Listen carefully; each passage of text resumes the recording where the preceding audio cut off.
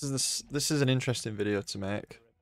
This is going to be me sort of talking for 6 minutes about my feelings on what happened on these in the Open. And this is sort of a start of a much longer series of videos to do with reviewing those games and, you know, what is Ionics? How are these people so much better at the game than other people?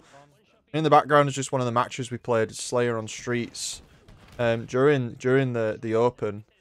And I just want to talk kind of sort of what this is in terms of where I am right now and what this means for the channel and sort of how we're going to go going forward and what we've learned from it, I suppose, really. So, for a start, this is the HCS Open, so anyone can enter, so you don't have to be Onyx to enter, you don't have to be high rated to enter.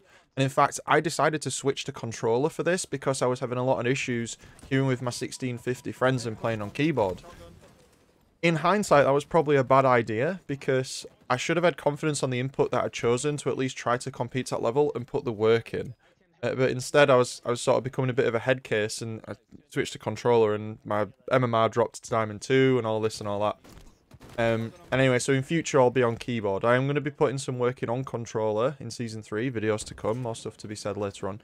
But I think it's a very strong statement for me to say that you should stick to your input of confidence, even though there are no high-level keyboard players at the top end yet. We don't know what 343 is going to do. I should have stayed on keyboard. My mental game wasn't strong enough. And so I am now back on keyboard, and I'm now back up to Diamond 6 already within a week. So that's one thing. Second thing that went really, was not very good, well done by our team, was the fact that we just didn't scrim. This is not ranked. This is not random people playing together and hoping the jigsaw pieces fit together. This is tried and tested and practiced groups of 4 people that have played together, and they know how each person works in the team, and they know what everyone's role is and how that other person plays.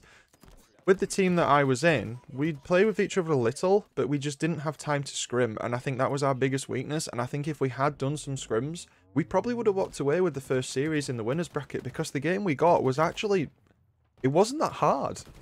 We lost a lot of confidence when we lost the first match, and that's going to be, I'm going to be reviewing some of those matches from my own point of view and from the enemy's point of view as well. But we lost a lot of confidence when we started losing CTF on the pit, which was the first game. So, you know, scrimming is incredibly important for teams. You should make sure that if you are considering doing this, that scrimming is a part of what you're doing. And also VOD review as well. We can't do VOD reviews if we don't do any scrims. So that was another thing we did that was wrong. Even though I should say we went in with no expectations. This is the first competition for lots of us. In the future, I'm probably going to be more of a coaching role than a playing role for the grassroots organisation that I'm working with. But overall, I think that it was just a case of, this is a big learning curve. It was like, okay, if you're going to play in this arena, you can't just walk in and expect things to happen. We were quite lucky in the winners bracket because our losers games, we got annihilated.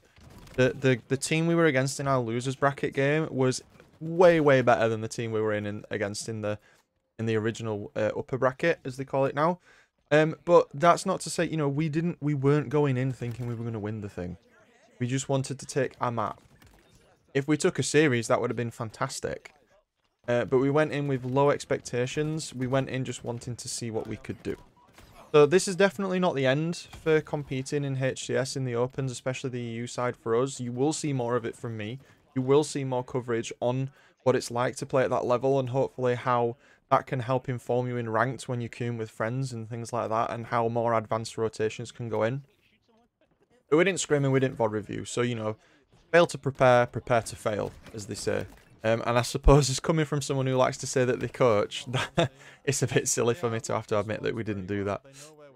So where we're going to go from here is essentially we've talked to the boys, and we're going to be doing some roster stuff. We are doing some we're trying to set up scrims. So if you're a team that's thinking about getting into HCS and you want a team to scrim against, we'll deal with the ping. If you're American, if you just throw me a message, we'll try and set up some scrims. If you are someone who's looking to join a team, who's just getting to sort of the high diamond Onyx area, and you want to be in a team as well, you can send me a message and I can see what I can do, because we're also looking for people for that. And the link to the Discord's in the description. So that's enough of the plug for Ethereal. But sort of what does this mean? So for me, for you as a viewer, this channel is all about helping you get better, and this channel is all about me going along that journey with you, and I have had viewers show me their success in watching my videos, but one of the key parts of the viewer base that I've not really feel like I've tapped into yet is the high diamond and low onyx area, because I'm sort of pushing through that now. I'm sort of pushing through the high diamond, low onyx. I've been stuck around diamond 6 now for like 2 months, just up and down and up and down. And I want to be able to provide content for those people, and I feel the way that's best to be able to do that is to be playing in the opens, to be playing the tournaments, and to be starting to understand higher level concepts in Halo to do with map rotations and positioning. Because there are a lot of small parts to Halo that make a big difference, and that's a lot of the stuff we're going to be covering in the future. So this was just a little quick update video on what the HCS was to me. Definitely not discouraged. Definitely going to be doing some more. You can definitely expect to see more of this stuff from me and streamed, win or lose. Always having fun with it as well. And I just want to thank all of you for viewing up to this point. We're now at 600 subscribers, which is absolutely insane. I can remember when I was on 10 and I was happy. But please tune in for some more. Like the video if you like these kind of things. Remember to subscribe if you want to see some more stuff. And I'll see you in the next one. So it's been Vodon. See you later.